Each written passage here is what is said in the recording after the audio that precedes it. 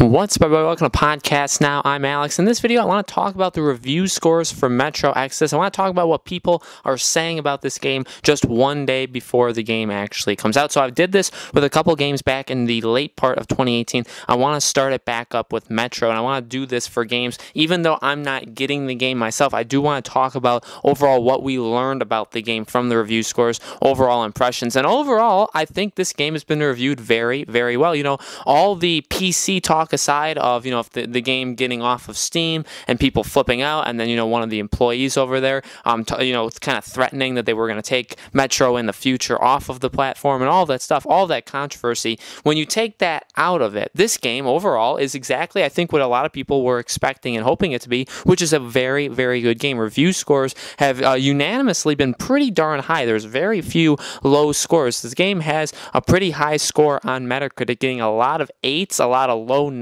So this is an overall very, very good shooter, and that's what it's being praised off of. One of the main things being praised off of it is its looks and the environment and the feel of that game. And, even coming from me, and I had said this a lot, for me, February, the game that I want to enjoy, I want to jump into is, ironically, Jump Force. But if there was another game out of the Crackdown and Trials Rising and, Anthem and those kind of games, it would be Metro, because Metro, to me, looks like a very beautiful game for what it is. I mean, obviously, it's beautiful in the world that it's kind of set in, but the graphics look absolutely amazing. The lighting, the environment, everything about the look of that game looked to me very, very good. It had been described a couple months ago, even in early previews of the game, as like a Rage on steroids. Like, it felt a lot like Rage, which I'm not a big fan of Rage, but judging off these review scores, it's kind of exactly what I wanted from this game. Because again, you look at February, you look at tomorrow, you look at Friday, we got 3 massive games coming out. 4 really, if you count Far Cry New Dawn. And so you got Far Cry,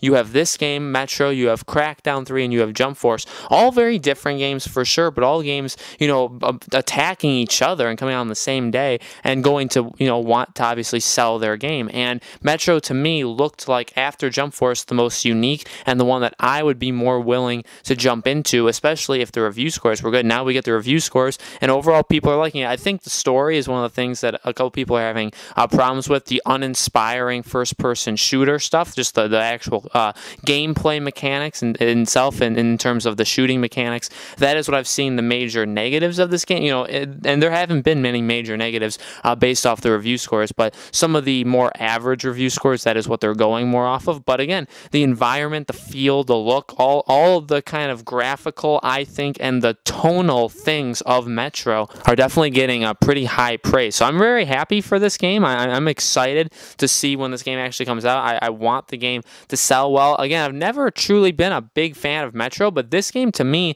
when it was first shown off at E3, it really stood out. Okay, it was a game I was like, what? This game looks really, really good, looks really fun, fighting these enemies. And I had watched a couple of reviews of them saying, and that's another thing too, the challenge of this game is there. This is a challenging shooter where the enemies are actually very difficult. You're going to die. You're going to have a hard time fighting them. And that's really cool. I feel like that's a different kind of shooter, and really the first one that we've had in 2019.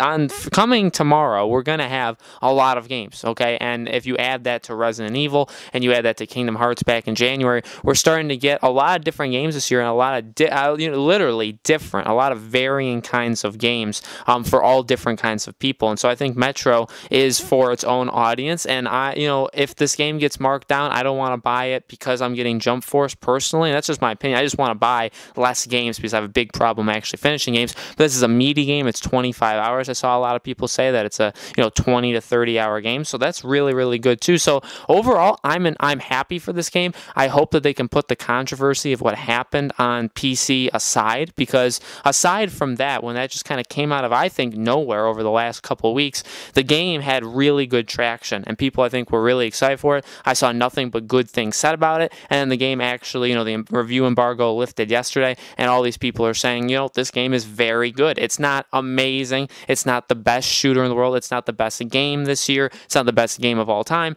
but it's not bad. It's a 7 to 8 to 9 game. Like, it's an overall really good game, and that's awesome. It's really good to see a game like that. Now I wait patiently. I'm recording this the day before. I'm recording this yesterday.